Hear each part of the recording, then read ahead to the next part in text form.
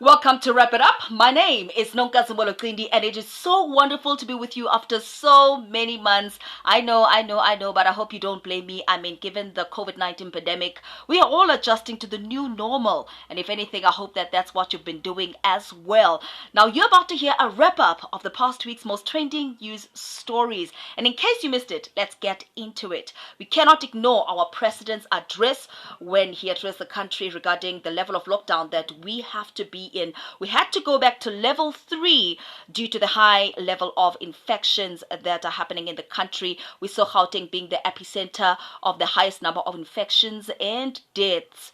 And we also saw the country being placed at 6th place as one of the countries with the highest number of infections and fatalities, which was very alarming if you ask me.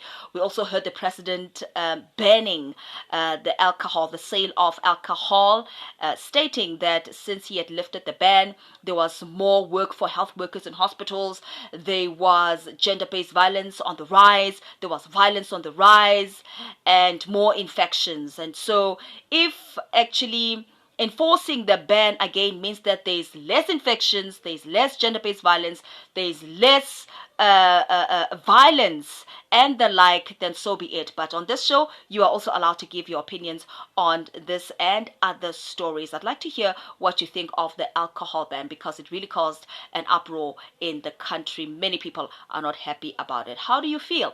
Give us your comments in the comment section below.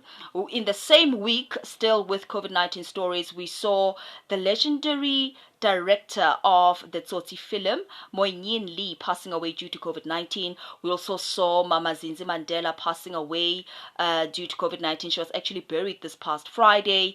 I was listening to the tribute from the ANC Women's League on how they were actually speaking about her and the things that she stood for and how she would be remembered for leaving a legacy of bravery, among other things. It was so beautiful to listen to that tribute, very moving, and I was really touched. And may their souls rest in peace, as well as the souls of all those that have lost their lives due to COVID-19. Those that have recovered, kudos to you. Those that are infected, it's not the end of the world. Make sure that you are quarantining in the right way and that you are also safe and in isolation. We also saw the numerous power cuts by the power utility Eskom, and I'm asking myself, but this doesn't make sense. I mean, we've been in lockdown for a couple of months, and a lot of companies, major companies, have not been in operation. So why the frequent power cuts recently and in such a cold front? Oh my goodness, it's been so cold, and it's been bad on our side. I want to know from the area that you're coming from, what has it been like? Do share your comments in the comment section below. I'd like to hear because it's been very cold, and with these power cuts it's been really worse. But here we are strong, aren't we? Right, we also saw the Transport Minister, Fikile Mbalula, actually allowing the 100% capacity for taxis, and that has caused a lot of debate. I was listening to the radio, watching on television, watching on social media. A lot of citizens, a lot of commuters are not happy with that. I mean, the number of infections, it's at its peak as we are talking, and the minister also had a few words to say, listen, number one, this industry is not subsidized. Number two, the pinch that you all have been feeling financially and otherwise, they've been feeling it twice. And number three, give me a chance. He was saying that let him be given a chance as he has put some restrictions in place, such as making sure that wearing a mask is mandatory, making sure that you sanitize, and also making sure that windows on both sides of the taxis and any public transport are open at least to 5 centimeters so that we can curb the spread of COVID-19. A lot of commuters, a lot of citizens were complaining, saying that that might not be possible. Other people are complaining in the taxis when windows are open in the morning to say that they are asthmatic and they have respiratory problems, etc. And from my side, I really want to know what happens in a case where a taxi driver does not want to adhere to these restrictions. What happens if he allows somebody to enter the taxi without a mask or sanitize, or windows are not open?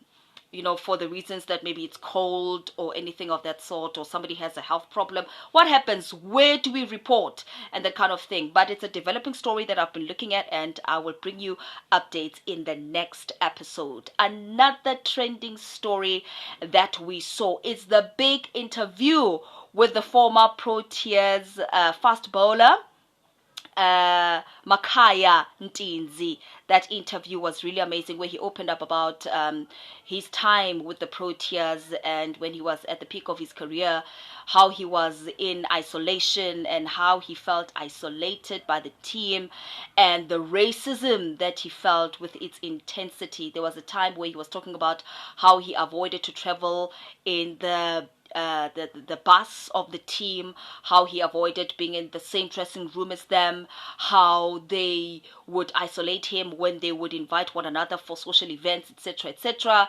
It was really something else. I didn't realize the deep scourge of racism that he felt in the team, and I really commend him for opening up about something so sensitive and with such detail. And I want to know from you, do you think that the problem of racism in South Africa will ever end? Because racism is not only a South African problem, but it's a worldwide problem. That's why we have the hashtag Black Lives Matter. It shows that this is a global matter. It's a global crisis. And I want to know, how have you been dealing with racism in your neighborhood, in your workplace, in your life? What is it like? So that interview was one of the trending stories, and wow, I really commend Dinzi on opening up, because really, from how he was speaking, it sounded like he was going to go to the grave with that experience. So yeah, it's something else. Another trend that we saw is Liverpool losing 2-1 to Arsenal because of their own mistake. And hey, I was quite sad. I was really looking forward for that win. But hey, you can't win all the time, right? If you don't win, you learn. And that's what the manager of Liverpool said, Mr. Klopp. He said that the team has to learn from those results. So they lost their bid to the results, the points and stuff. So yeah, better luck next time to Liverpool. But nonetheless, I still love you. I still love you. I still love you. Right. The last but not least story. Guys, I don't know about you, but really, really, how can Master KG's Jerusalem song not even receive a nomination in the summers? Like, what witchcraft is that? Okay, it was not one of the 20 most played songs on radio, etc. But I really feel like the South African Music Awards should really review their criteria for these songs. I mean, 43 million views is a lot of views for a song not to receive any recognition and even a nomination. But nonetheless, we can clap our hands because Jerusalema is receiving international recognition. I mean, it's being played like a national anthem in countries like France, Italy, Canada, etc., etc. I was listening to Master KG when he was being interviewed by Sowetan Live rather. He was saying that he remembered the days of Macarena, when the song Macarena was trending, because that's what's happening with his song Jerusalema. It's being played at gyms, it's being played at parties and other social gatherings, if I may say so. People are just dancing to it when they exercise. It's just that song that's trending. So kudos to you. You might not have received a nomination in your home country, but we recognize your work and the world. So that's a wrap up of all the news stories that I had for you this week. I'll be back again just at the end of this week for another dose of the week's most trending news stories. It's been great. Remember to like, remember to share, and remember to give your comments. It's been great. Sharp, sharp.